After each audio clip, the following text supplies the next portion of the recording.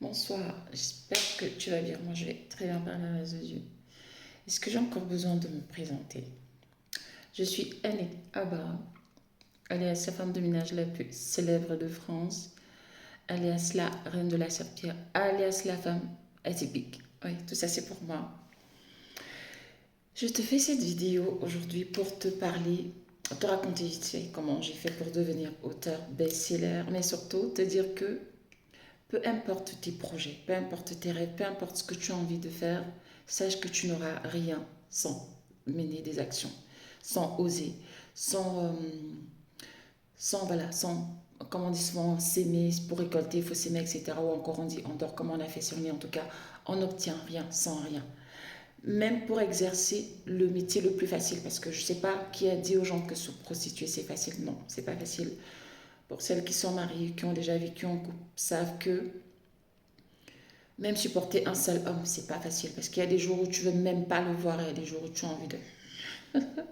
Alors déjà, si il t'arrive de te retrouver dans cette situation-là avec l'homme avec lequel tu vis, avec l'homme avec lequel tu as des projets, parfois avec des enfants, vous êtes mariés, vous vivez dans la même maison, à plus forte raison, avec des inconnus, et tu dois devoir en recevoir plusieurs par jour, ce n'est pas facile de se prostituer. Et même pour ça, il faut quand même sortir de chez soi, ou alors en tout cas il faut mener des actions, il faut même les recevoir pour les clients, etc. Rien ne s'obtient facilement dans la vie. Je ne me suis pas réveillée un matin et puis mon téléphone a sonné, on m'a dit bah tiens Annick, à partir d'aujourd'hui tu es auteur best-seller, et puis non, ça ne marche pas comme ça, ce serait tellement facile. Je suis chrétienne, je crois en la puissance de l'écriture, de la Bible forcément, de la prière, mais même dans cette Bible-là, on nous dit que pour obtenir, on doit mener des actions, on doit chercher pour trouver, etc. Donc, tu ne vas rien obtenir en restant chez toi, en priant, en attendant que le Saint-Esprit ou je ne sais pas trop, Allah ou qui que ce soit puisse agir. Il va falloir un moment que tu oses. Alors, comment ça s'est passé? Quand je m'étais retrouvée dans cette phase de ma vie où je me posais des questions, c'est quoi ma mission de vie, ça tient à quoi de vivre, qu'est-ce que je peux, le plus que je peux apporter. Euh, il faut savoir que ma maman était assistante sociale de métier, donc de profession, et elle faisait ce qu'on appelle aujourd'hui du coaching. Ma maman, c'est ma première coach, hein, donc je voyais les femmes qui défilaient à la maison, qui étaient en détresse, qui n'étaient pas bien, qui étaient malmenées par leurs époux, par la belle famille, qui étaient abandonnées. Ce que nous vivons aujourd'hui en 2025, ça a toujours existé. Mais franchement, il n'y a rien de nouveau sous le soleil. J'ai vu des choses, j'ai entendu des histoires. Parfois, j'entendais ma maman parler avec des femmes, je me disais, et c'est d'ailleurs à partir de ce moment-là que moi je me suis dit, ce que j'entends ces femmes dire là, moi je n'accepterai jamais qu'un homme me fasse ça.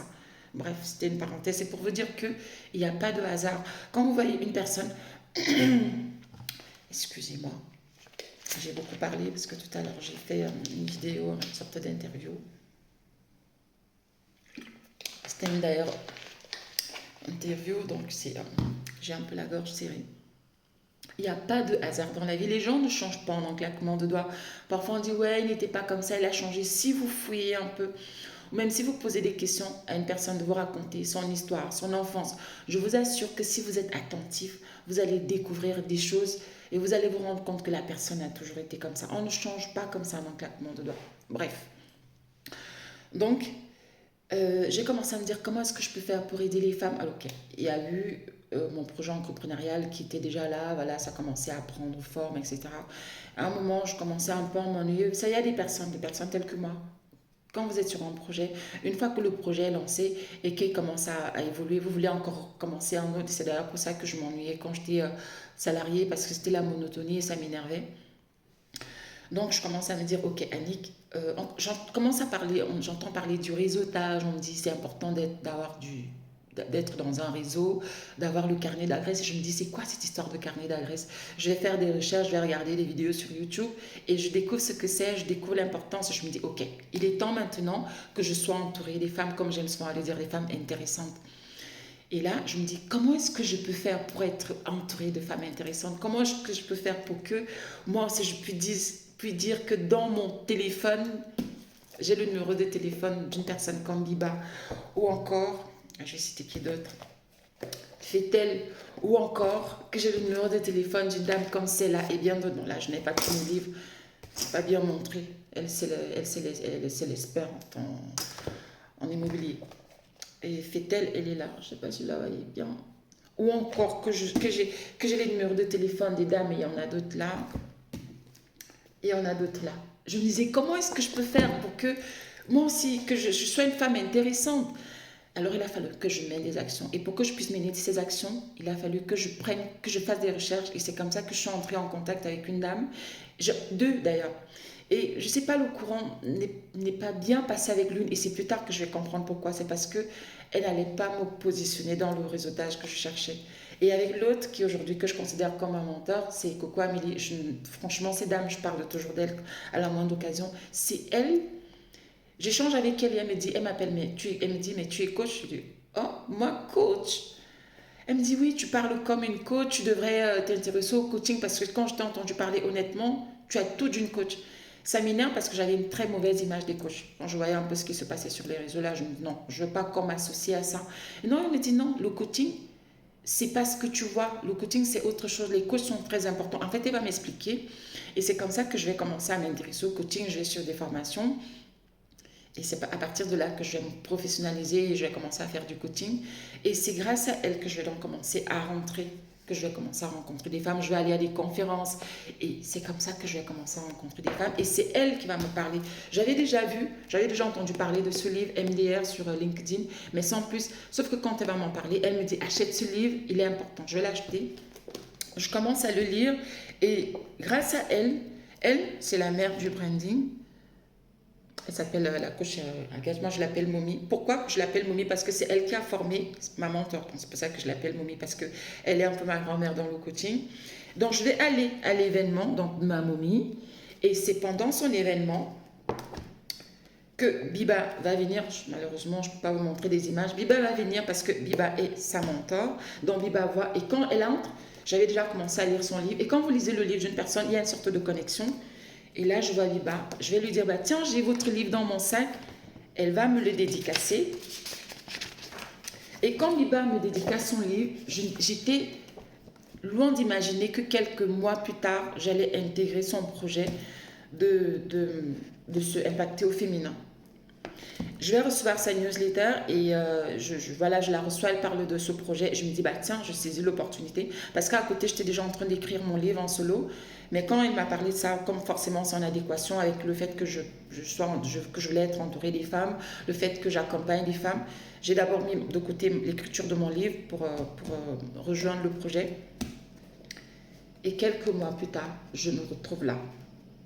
Je suis là avec ma serpillière. Je tenais à être sur la photo avec ma serpillière et je suis là. Et ce livre, il est best-seller, donc je co-écris ce livre. C'est pour vous dire que l'important, c'était de vous montrer le cheminement. J'ai commencé par acheter ce livre que j'ai commencé à lire. J'ai rencontré Biba, elle m'a dédicacé le livre. Et avant que je n'en arrive là, j'ai été à un événement qui m'a été conseillé par une dame, etc. etc. Bref, je vous ai expliqué, je vous résume. Voilà, là je n'ai pas parce que j'ai tous les quatre, là je n'ai pas la première édition, ça c'est la deuxième. Et j'ai participé à la troisième édition. Donc si toi aussi, tu veux qu'il y ait un cheminement dans ta vie, si tu veux gravir des échelons, si tu veux gravir des étapes, il va falloir que tu oses, il va falloir que tu poses des actions, il va falloir que tu sois audacieuse, j'aime bien l'expression. Ne pense pas que la procrastination, ne pense pas que le doute, ne pense pas que la peur, ne pense pas que l'inaction va t'amener nulle part. Au contraire, tu vas stagner. Mais par contre, si tu crois en toi, si tu te dis, ok, je me donne les moyens, tant pis si je ne réussis pas, au moins j'aurai appris. Si je ne parviens pas à atteindre mon objectif, au moins j'aurai appris pour autre chose, tu vas y arriver. Voilà ce que je voulais partager avec toi vite fait aujourd'hui. Voilà un peu l'histoire de comment je suis devenue auteure best-seller. Et je ne compte pas m'arrêter là parce que j'écris en solo mon livre, même si ça craint un peu compte tenu de mes activités. Crois en toi, ose, passe à l'action et tu verras les changements qui vont commencer à se produire dans ta vie. J'en suis l'exemple parfait. Parfois, je me regarde et je me dis, mais Annick, est-ce que c'est vraiment toi? Parce qu'il y a encore 4 ans, mais une femme, je dis souvent que j'étais une femme détruite, mais honnêtement détruite au fond de moi. J'étais une loque, j'aime souvent le dire aussi, et c'est la vérité, entre les mauvais choix que je faisais et mon histoire, mon handicap. J'en profite pour parler de ce tatouage parce qu'on me pose la question à chaque fois. C'est parce que je voulais cacher ma cicatrice. J'ai été opérée de mon cœur, donc c'est mon handicap qui est caché. Et j'ai voulu cacher la cicatrice et finalement j'ai créé un autre problème. Donc voilà ce que je voulais partager vite fait avec toi. Bah, un autre problème, pourquoi? Parce qu'à chaque fois que je porte un vêtement décolleté, on le regarde. Voilà ce que je voulais partager avec toi. Que le Seigneur te bénisse, que le Seigneur me bénisse et à très prochainement pour une nouvelle vidéo. Tchuss.